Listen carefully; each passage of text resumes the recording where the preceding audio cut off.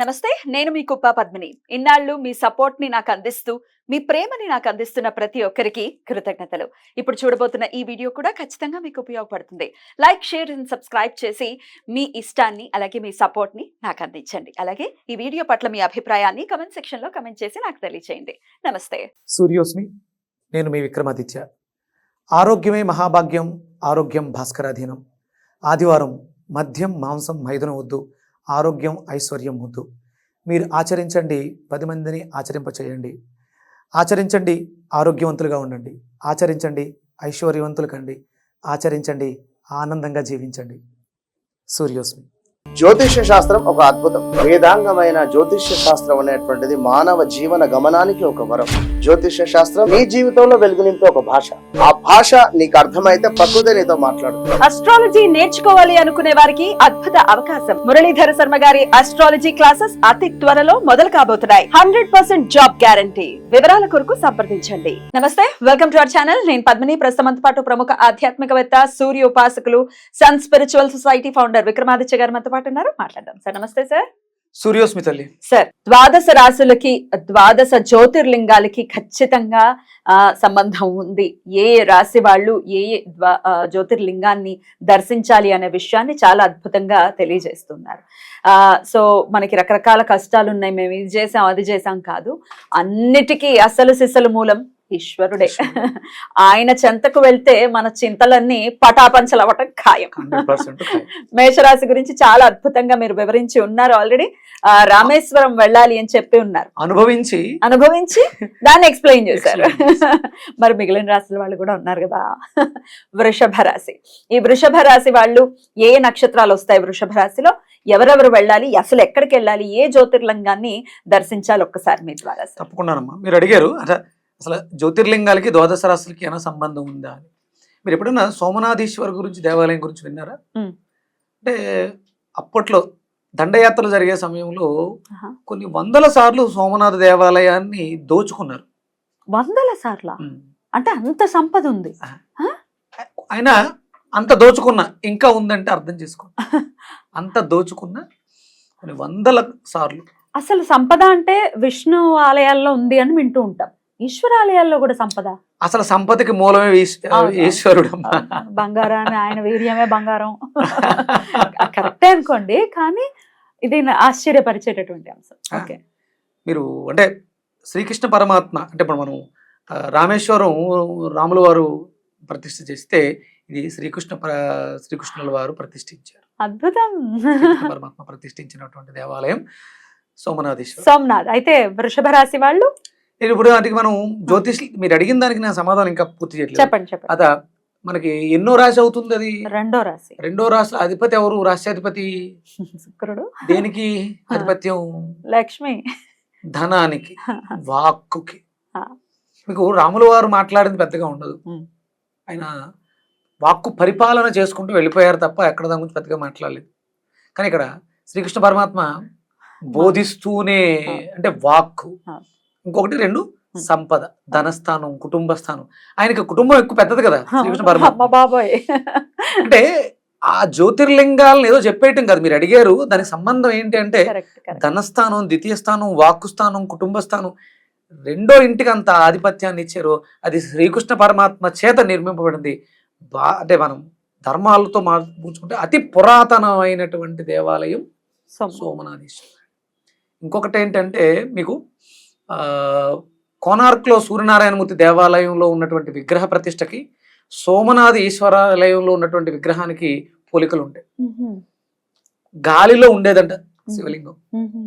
గ్రావిటీని cut చేసుకుని మూర్తి స్వామి గాలిలో ఉండేవారు.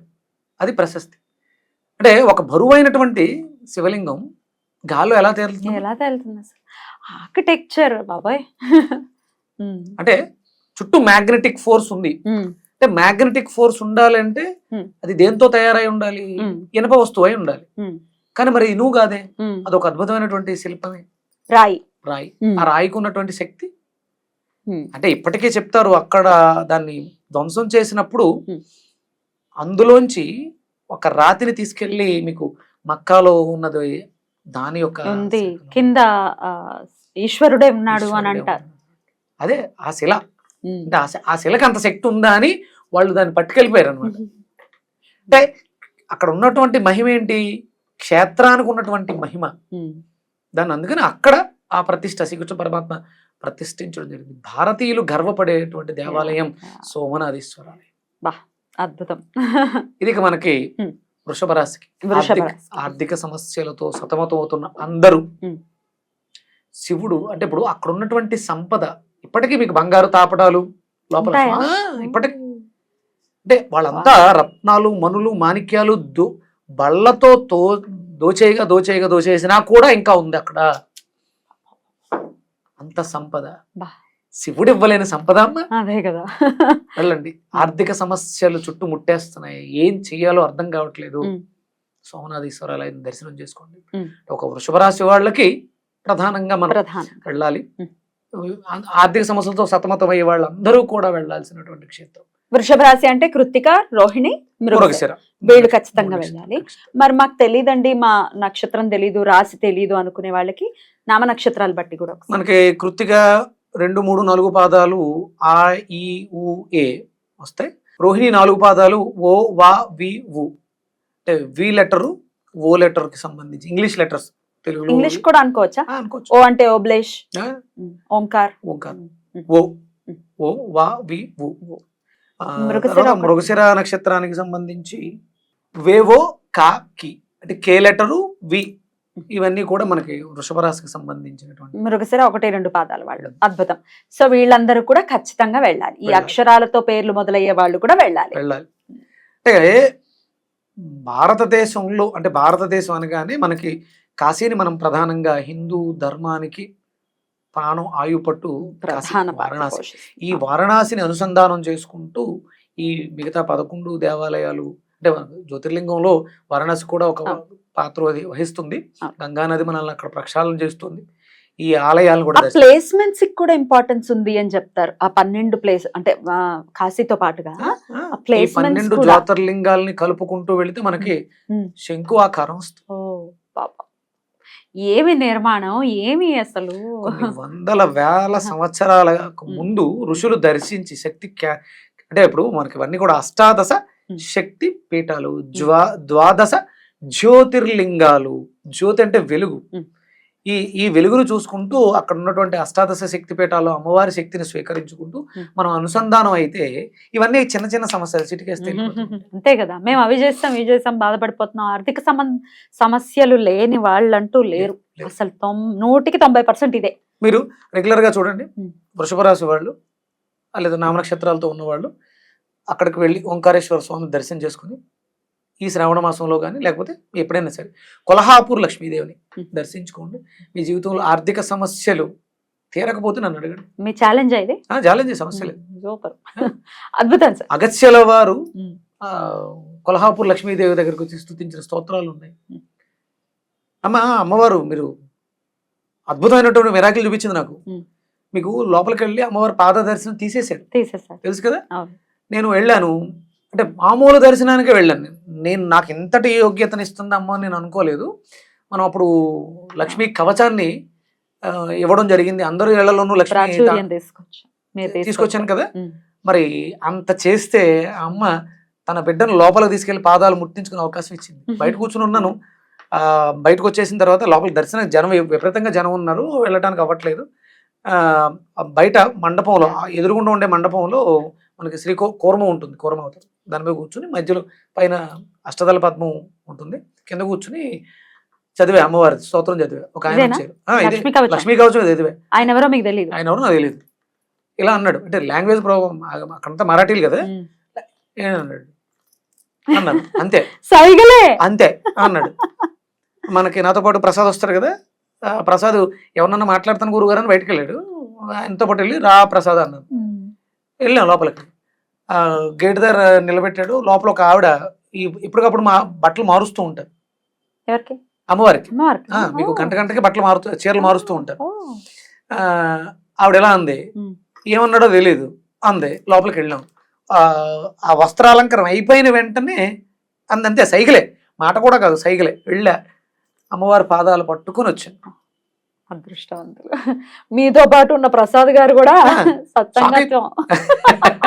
అంటే 6 నెలలు సావాసం చేస్తే వాళ్ళు అవును. అంటే మనం- సాంగత్యం ఇంపార్టెంట్ కదా. ఇప్పుడు మల్లె తోటలో మీరు కాసేపు అలా తిరిగి వచ్చేస్తే ఆ పరిమళం కొంతసేపు మిమ్మల్ని పట్టుకుంటుంది. పట్టుకొని ఉంటారు. మనం కంపల్సరీ దైవ చింతనతోటి, ఆ దైవ చింతనతో ఉన్న వాళ్ళ దగ్గర సాంగత్యం చేయడంతో, సత్సాంగత్యాలు చేయడంతో ఆ వాసనలు ఎంతో కొంత అంటుకుంటాయి. మన ప్రారంధ కర్మల్ని, మన పాపాలని తొలగిస్తాయి. రైట్. అయితే ఆయనకి ఏమైనా డబ్బులు ఇవ్వటం ఏం లేదు, ఏమీ లేదు. ఏం లేదు. ఎట్లా అనిపించింది అమ్మవారి పాదాలను ముట్టుకుంటే ఆ స్పర్శ ఎలా అనిపించింది? అసలు ఫస్ట్ ఆయన రావడం నేను మామూలుగా దర్శనం అనుకున్నాను, లోపలికి వెళ్తాను గర్భగుడికి.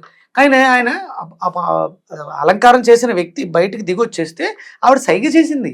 అక్కడ ఆవిడ పంతులు కాదు, కూర్చుంది, ఒక అమ్మ కూర్చుని ఉంది. ఆవిడ ఇలా ఉంది, నేను కంగారు పడ్డాను.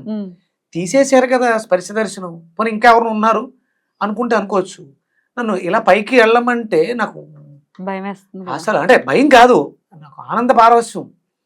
వారు ఇంత అనుగ్రహాన్ని ఇచ్చిందా అంటే ఈ ప్రోటోకాల్ ప్రాబ్లమ్స్ వచ్చి తీసేశారట దర్శనాన్ని, స్పర్శ దర్శనం.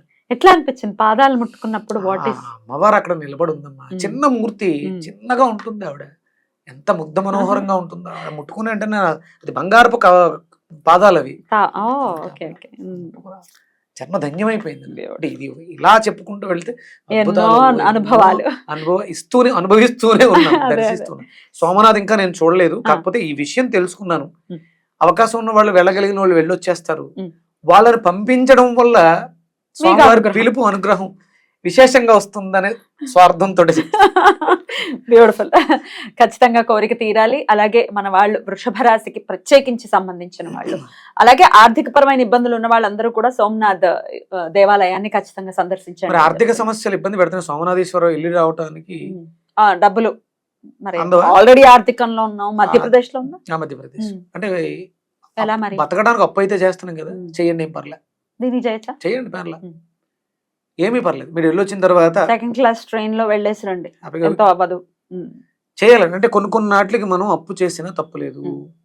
శుభ్రంగా ఒక 10,000 రూపాయలు అయింది అనుకున్నాం, 10,000 రూపాయలు అప్పు చేసాం, 1,000 రూపాయలు స్వామివారికి నివేదన చేయడానికి పక్కన పెట్టుకుని అది అక్కడే ఇవ్వచ్చు. లేకపోతే మన ఊర్లో ఉన్నటువంటి శివాలయంలో కన్నా స్వామివారికి ఆ 1,000 రూపాయలు డొనేట్ చేసి, లేకపోతే ఎవరైతే అర్హత ఉందో ఆ దానాన్ని పుచ్చుకోవడానికి, అదే ఎవరైతే ఇబ్బందులతో ఉన్నారో, ఇప్పుడు మనం ఇబ్బందులు ఉన్నాం, ఓ 10,000 రూపాయలు అప్పు చేసాం, ఒక 1,000 రూపాయలు ఎవరైతే ఇబ్బందులు ఉన్నారో వాళ్ళకి డొనేట్ చేయండి.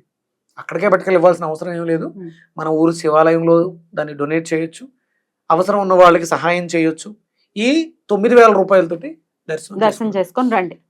ఈ నేను చెప్తున్నాను గ్యారంటీగా, అప్పులు అంటే ఈ అప్పు వెళ్ళి మిగతా అప్పులన్నింటినీ కూడా తీర్చేస్తారు. సార్, మేషరాశి వారికి మంత్రం చెప్పారు, వెళ్ళలేని పరిస్థితి ఉన్న వాళ్ళు ఫస్ట్ మంత్రం చేసుకోండి, ఖచ్చితంగా రామేశ్వరం వెళ్తారు. మరి వృషభ రాశి వారికి కూడా ఏదైనా మంత్రం ఉందా? ఉందమ్మా, ఎందుకంటే ఇప్పుడు మనం అప్పు చేయమని కూడా చెప్పాము, మరి అప్పు పుట్టాలి కదా, ఇచ్చేవాళ్ళు దొరకాలి కదా. అందుకని ఆ స్వామినే మీరే అప్పు ఇవ్వండి స్వామిని అడగడానికి ఒక మంత్రం. ఆయనే ఇవ్వాలి, ఆయనే తీర్చాలి. తీసుకునేది నేను కాదు, తీర్చేది నేను కాదు అలా అని చెప్పేసానంటే మనం ఇలా మాట్లాడితే హాస్యాస్పదంగా ఉంటుంది. కానీ అంతే, నిమిత్త మాత్రుణ్ణి, నీ దర్శనం అయితే చేసుకోవాలి, నిన్ను నేను దర్శించాలి. ఎందుకంటే ఎంత గర్వం అమ్మా, దండయాత్రలు చేసి బంగారాన్ని తోచుకెళ్తూ బళ్ళ మీద వాటి మీద తోచుకెళ్ళినా కూడా ఇంకా అక్కడ నిలవలు ఉన్నాయి, స్వామి సంపద ఉంది అంటే ఎంత సంపన్నుడమ్మా ఆయన. 100%. మరి అలాంటిది చూడడానికి సంపద కావాలి కదా, సంపద ఇవ్వాలంటే మంత్రం ఉండాలి కదా. ఆ మంత్రం అద్భుతమైనటువంటి మంత్రం సోమనాథేశ్వరం.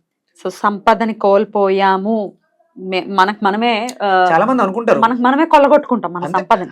ఎవరో వచ్చి ఏమి చేయాల్సిన ఏమీ చేయరమ్మా, అజ్ఞానంతో మనం చేసిన పొరపాట్లతో మన సంపద మనమే కోల్పోతాం. అది ఆ ఈశ్వరుడే మళ్ళీ ఇవ్వాలంటే చేయాల్సిందే, చేసుకుందాం. మన లోకల్లో ఉన్నటువంటి, మన ఊర్లలో ఉన్నటువంటి శివాలయాలకి ప్రతి హిందూ ఆదివారం వెళ్ళి కూర్చొని ఈ మంత్రాన్ని జపించుకొని, స్వామి నీ దగ్గరకు త్వరగా వచ్చి నిన్ను చూసేంత అంటే ఆ ఆత్రం కనపడాలి తండ్రి దగ్గరికి. నేను రామేశ్వరం వెళ్తున్నప్పుడు అమ్మ నాకు ఎంత ఆనందంగా ఉంది, ఎందుకంటే నాకు జన్మనిచ్చిన నా తండ్రిని తల్లిని తీసుకుని వెళ్తున్నాను. నాకు వెళ్ళిన తర్వాత అర్థమైంది, అంటే ఇప్పుడు ఊరు వెళ్ళిన తర్వాత మా అమ్మగారు నీకు ఎలా అనిపించిందమ్మా నీకంటే, ఆవిడ అన్నారు, ఇంతకుముందు ఎప్పుడన్నా మామూలుగా దర్శనానికి వెళ్ళినప్పుడు విఐపీలు ప్రోటోకాల్ తీసుకెళ్తుంటారు కదా, మీకు అవకాశం ఉంటే ఈ ఏర్పాట్లు చేయండి. వెళ్ళలేని వాళ్ళు చాలా మంది ఉంటారు, మన చుట్టుపక్కలే ఉంటారు, వాళ్ళని చూడండి. సిగ్గుపడకుండా మొహమాటం లేకుండా మీ ఇంటి పక్కన చుట్టుపక్కల ఎవరైనా ఉంటే కూడా మాకు వెళ్ళే స్తోమత లేదు తీసుకెళ్ళడానికి, అంటే మనం జోలి పడుతుంటాం కదా, అడిగినా తప్పులేదు ఈ విషయం. ఈ మన ద్వాదశ జ్యోతిర్లింగాల్ని దర్శించుకోవడానికి మనం జోలి పట్టినా తప్పులేదు. ఎందుకంటే మనకు అవకాశం లేదు, భగవంతుడు ఇవ్వలేదు. స్వామి నిన్ను చూడాలనే తాపత్రయం నాతో ఈ పని చేయిస్తుంది, నిన్ను చూసే భాగ్యాన్ని ప్రసాదించని ఈ మంత్రాన్ని చదువుతూ అడగండి, స్వామి అనుగ్రహం 100% ఉంటుంది. బ్యూటిఫుల్. ఇంతకీ ఆ మంత్రం సౌరాష్ట్ర దేశే విదేశే తిరమ్యే జ్యోతిర్మయం చంద్రకళా వసంతం భక్తి ప్రధానాయ కుప్రావతీర్ణం తం సోమనాథం శరణం ప్రపద్యే. సోమనాథ్ కి సంబంధించిన మంత్రం ఇది. మంత్రం ఇది 108 సార్లు సార్, ఎన్నిసార్లు? 18 సార్లేనా? శ్లోకం ఉంది కదా, 18 సార్లు భక్తి శ్రద్ధలతో, అంటే ప్రతి ఆదివారం ఆయన దగ్గరికి చేరుకునేంత వరకు ఈ మంత్రాన్ని పఠించండి. Beautiful beautiful. అలా తీర్చేయాలి, అప్పు బాధ అనేదే ఉండద్దు ఎవరికి అని మనస్ఫూర్తిగా కోరుకుంటూ చాలా అద్భుతంగా వివరించారు. కృతజ్ఞతలు సార్. మరి నెక్స్ట్ ఎపిసోడ్ లో మిథున రాశి వారు ఏ జ్యోతిర్లింగాన్ని సందర్శించాలనే విషయాన్ని అడుగుతాను, చెప్తారు కానీ. Thank you sir. నమస్తే.